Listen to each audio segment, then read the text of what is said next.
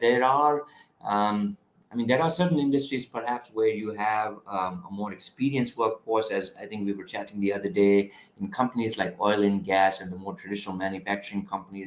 The average age of employees is much higher, above mid 60s and so on, because they've kind of had the one career formula, or they stick to that career. And of course, that isn't true anymore. And you have the more fintech, the big four, these consulting world, where you see talent come and go, and so much of the different generations of talent now.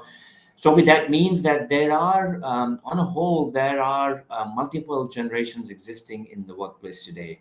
We True. can say minimum three, but for sure four in many places, or even five in some instances. And having worked around the globe and having worked in different geographies, what's your take? I mean, tell us our listeners to say that, okay, if there is a multi-generational workforce, right, what opportunities and challenges does it pose for the companies, for the managers, right? Well, a very easy one, which has been the source of quite a lot of conflict, is to do with the rate of progress of in one's career. There was an interesting article in the Wall Street Journal in, I think, April or May 2019, which was talking about the fact that the new graduates coming out in May 2019 coming out of college would be going into entry-level jobs with a complexity of their job, which was 3 to 4 years ahead of previous generations. Wow. So, a lot of which is a huge thing.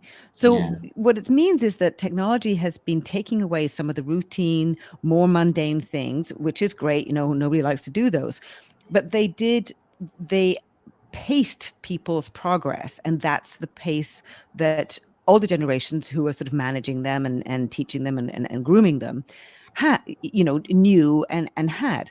So, but when the new graduates who are coming into the workforce have been dealing with, even prior to the pandemic, dealing with much more complicated issues, needing to talk to clients within a few months, and deal with more, working in, larger teams with many different generations, and trying to deal with that. It's not easy. And in some ways, it's kind of the blind leading the blind. Nobody has the full amount of information about how to do this. You then have younger generations who are coming into more complicated jobs, and they feel that it makes sense. I think it's 63, a couple of years ago, 63% of Gen Z is expected to be promoted within a year. Which has caused a lot of raised eyebrows, let's say, with older generations. But hang on a second, if you're coming into a more complex job, aren't you going to, isn't it natural to expect that as you are doing more complicated things and making progress because you have to, and that you're going to be moving up at the new pace of business, which is Right. going to be faster. So I think there's a lot of things that really need to we need to look at our circumstances.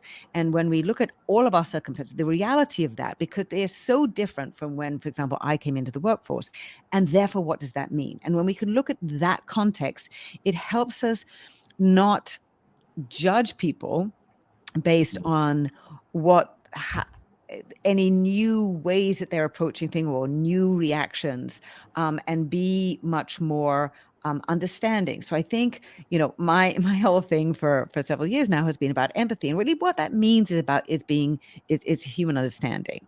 And I really talk a lot about the fact that, the new era of work, which has arrived, accelerated by the pandemic, is technology driven.